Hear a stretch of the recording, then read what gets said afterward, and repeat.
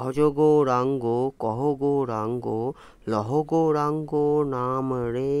আমি আজকে চলে এসেছি কল্যাণী, নদিয়া জেলা কল্যাণী রথতলা শ্রী কৃষ্ণরায় মন্দির। এটি হলো দীর্ঘ 300 বছরের প্রাচীন মন্দির। আর এখানে হলো মহাপ্রভু চৈতন্যদেব আমাদের দুহাত ভরে আশীর্বাদ করছে। আজকে আমি কল্যাণী, নদিয়া জেলা কল্যাণী 20 নম্বর ওয়ার্ডের রথতলার কৃষ্ণরায় মন্দির দেখানোর চেষ্টা করব।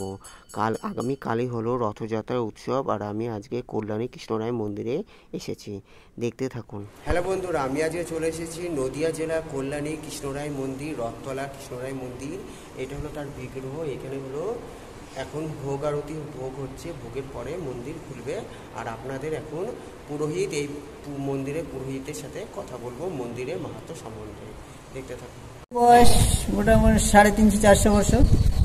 আপনি যে বিগ্রহ আছে ভিতরে কৃষ্ণরায়জি, ওনার বয়স 500-550 বছর বয়স। আর এই মন্দিরটা এখানে ছিল না আগে, ওটা গঙ্গার ধারে ছিল। ওই সেন শিবানন্দ ওইখানে ছোট একটা মন্দির করে পুজো দিয়েছিলেন। পরে আবার আমাদের রাজা যে ছিল কৃষ্ণচন্দ্র, পরে এখানে মন্দির করে বিগ্রহ প্রতিষ্ঠা করেছিলেন। কৃষ্ণচন্দ্র মানে যে নদিয়ার কৃষ্ণনগর রাজা। আর এটা হলো সেন শিবানন্দ শ্রীপাঠ। আর যে বিগ্রহ আছে উনি হচ্ছে সেন শিবানন্দ সেবিত বিগ্রহ। আর আমাদের এইখানে 4 বেলা পুজো হয়। আর মঙ্গল আরতি, ভোরবেলা মঙ্গল আরতি হয়, দুপুরে ভোগের আরতি হয়, সন্ধ্যা আরতি হয়। আবার জগন্নাথের আর রথের যে মাহাত্ম্য, রথের মাহাত্ম্য হচ্ছে আমাদের তো রথ রবিবার, সামনে রোববার, সেদিন আমাদের ঠাকুরের এখান থেকে রথে পুজো হবে। রথ পুজো 9টা-10 হবে। আবার পরে 2:30-3টার মধ্যে রথ টান হবে। মেলা তো বসবে, মেলা সামনে বসছে। অসংখ্য ধন্যবাদ এই মূল্যবান কথা বলার জন্য। মন্দিরটা নতুন রং। কল্যাণী কৃষ্ণরায় মন্দির কিছুটা সংস্কার হয়েছে ও বাদ বাকি যে পার্শ্ববর্তী দ্বারগুলো ওইগুলো সংস্কার চলছে। এখন আপনাদের দেখাবো নতুন রূপে কল্যাণী কৃষ্ণরায় মন্দির নবরূপে সুসজ্জিত হচ্ছে। সেন শিবানন্দ শ্রীপাঠ। এটি আগে গ্রাম কাঁচরাপাড়ার অধীনে ছিল, এখন এটি কল্যাণী শহরে অন্তর্ভুক্ত হয়েছে। নদিয়ার কল্যাণী শহরে অতি প্রাচীন এই মন্দিরটি। সেন শিবানন্দ শ্রীপাঠ মন্দিরে আসতে হলে আপনাদের কল্যাণী রেল স্টেশন থেকে 27 নম্বর বাস অথবা টোটো করে অথবা ম্যাজিক করে রথতলায় নামতে হবে। যারা কাঁচরাপাড়া রেল স্টেশন থেকে আসবেন তারা 27 নম্বর বাস অথবা টোটো করে রথতলায় নামতে হবে। যারা ত্রিবেণী থেকে আসবেন তারা ম্যাজিক করে রথতলায় নামতে হবে। সেন শিবানন্দ শ্রীপাঠ রাজা কৃষ্ণচন্দ্র রায়ের অধীনে আর্থিক অনুদানে গঠিত টেরাকোটা বিশিষ্ট মন্দির।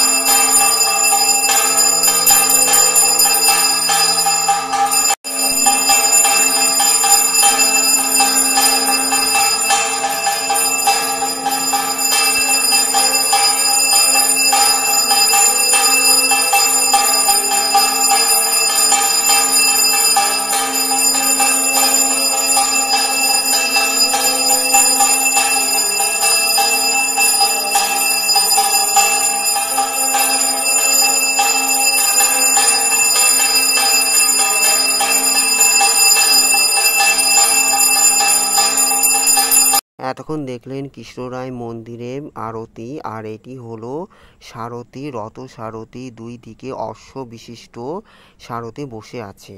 আর এটা হলো রং করা চলছে যেহেতু কালকে রথ। আর এটা হলো পালকি, রথ পালকি, এখানে করে জগন্নাথ বলরাম দেবী সুভদ্রা এই পালকিতে বসবে আগামীকাল রথযাত্রার উৎসবে। এটি হলো রথ। কালকে শুভ রথযাত্রা, আপনাদের সবার ভালো কাটুক, শুভ রথযাত্রা, সবার মঙ্গল করুক।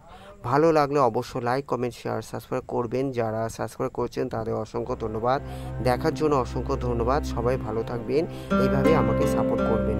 ধন্যবাদ দেখার জন্য। এটি হলো রথের মেলা, কল্যাণী রথতলা। ধন্যবাদ।